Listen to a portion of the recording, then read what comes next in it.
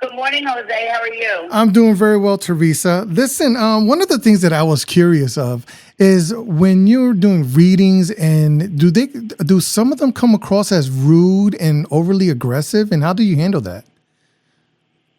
No, I've never had that. I don't know if it's part of how my journey started, Jose, of when I was struggling with my gift. I put my gift in God's hands, and I said, I just want to be able to help people to heal after the loss of a loved one, and I only want positive things. Listen, are there souls that might have a strong personality, but a soul has never been rude to me, if that's what you were asking. Yes, yes. Now, when it comes to people, having a reading, what should their expectation be, and how should they come to the table? So I always tell people, if you're thinking of coming to one of my live shows, come with no expectations, because I think that's when you have the best experience. It really is a beautiful experience to watch someone heal in front of you. Even if you don't get a direct message yourself, you're listening to these messages. You might be able to even connect with them on your own to apply it to your healing and grieving process. And Spirit says things that, and this is why I say no expectations, because Spirit's going to talk about things that you would never expect them to talk about, because I need them to validate these healing messages, because a lot of these things are common. You might come to one of my shows and sit back and say, oh, well, yeah, someone died like that. Of course they feel that way, or of course someone died like that. And these things are common. But because of that, I had Spirit validate every message with something completely unique to that person that I'm speaking to. And it would be things that the person would never expect them to talk about. Wow. So you got spirited away. You're busy all the time now, year round. How has that schedule been going for you? And what is different about this show? This show is a little bit different from your previous show. What about it is, do you feel like you've changed just a little bit? Oh, on Raising Spirits? That Raising Spirits was a little bit different because it was more of my life, like on the road, and a little bit more into my family. Because my family is gone. I just don't have 2 kids anymore. I have grandchildren, and so it was. And we also, what I loved about Raising Spirits when we were doing the show, we went back and we followed up with people like 6 months later to see how the reading and the experience changed their life. And to hear someone say, I don't mind getting up every day. I go through life with a smile, or I feel like a weight has been lifted. Like I really feel like I can enjoy life now. I'm seeing signs from my loved ones. So that's what I think the thing that I love the most about Raising Spirit. You've written 4 books already. I'm assuming there's a 5th on the way. How do you find time, and what kind of juices do you tap into when you're, putting together something like that? Jose, I'm still trying to find out how to find the time. It's hard, but I think because I've been able to find a balance. Yes, is it exhausting? But it's like any job or anything that we want to embrace, and juggling 50 million things in our life, right? We all do it. But so you find the time, you make it work, and you just do the best that you can. You have thousands and thousands, and close to millions of fans now all around the world. How do you keep yourself humble, even though you're treated like a true queen that you are? Jose, I love you. I don't know if I am a queen. But I will say to what you said about thousands, all over, millions of people, they are the ones that give me the strength to continue to do this work, because I make what I do look very easy, and it's the hardest thing that I have to do. But to know that people trust me with the souls of their loved ones is why I do what I do.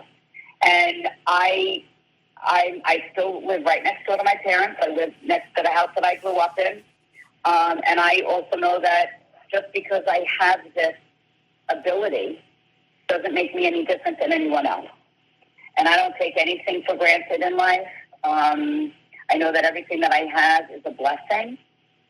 And I consider it an honor to do God's work. You said that this is very difficult. I mean, can you explain to people how this drains you of energy, and what's the secret of trying to recoup that later on? I think my body just instinctively knows what to do to recharge itself. Besides the normal ways that we all take care of our bodies, right? I do all of those things. But just knowing that it is draining what I do. But like I said, I was just built this way to do what I do.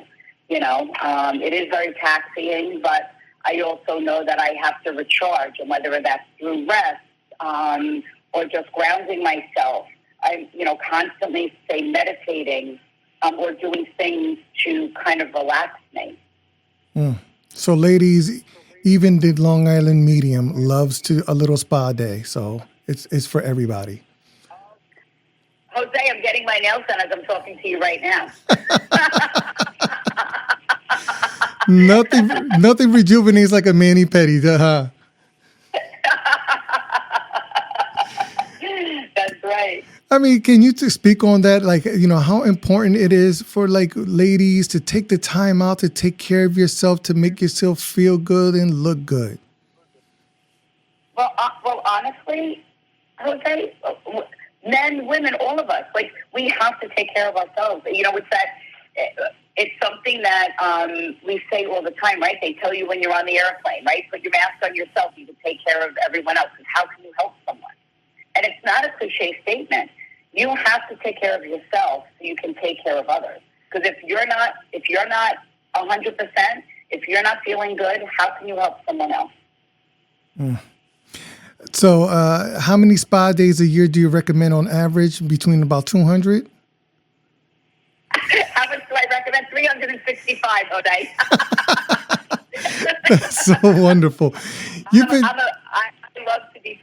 I love to be pampered. I'm not going to lie. Let me tell you, I don't think you're the only one. That's right.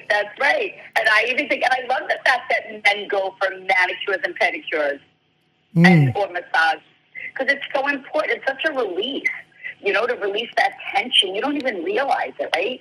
We carry so much tension all over, so it is a good stress reliever. I'm so glad. So now you'd say that you're a grandma. Now, have any of the grandchildren tapped into this gift that you have, or are you okay with them not delving into this world just yet? Well, I do believe and know that all children, young children especially, can sense and feel the souls for the departed. My granddaughter tends to express a little more so maybe than the average person, but she might outgrow it or she might not. Time will tell. Okay. So now you got shows, you're back on the road, you got live shows. Again, what can people expect when they go there? I mean, you can't read everyone in the crowd because there's thousands of people there. So, nope. So what can people really expect when they get there? It's just going to be an amazing night of faith, hope, and peace. I come out on the stage, I give a little quick speech on how I channel what people could expect. And then the souls that speak are the souls that can deliver as many messages at one time. So I might not speak directly to you or even stand in someone's section, but I guarantee you that the messages and what you hear, it will bring you some healing in some way or form. Wow. Because people say it all the time. They'll say, I had no idea what to expect when I went to that show. I personally did not get read, but what I witnessed was life-changing. And then they'll say, and then I realized that the people that did get read truly needed to hear from their loved ones more than I did. And I think that just shows how special the experience truly is. Well, thank you so much. I do not want to take another second away from the pampering. Thank you so much for your time. Thank you, Jose. It was an absolute pleasure speaking to you today. Good day.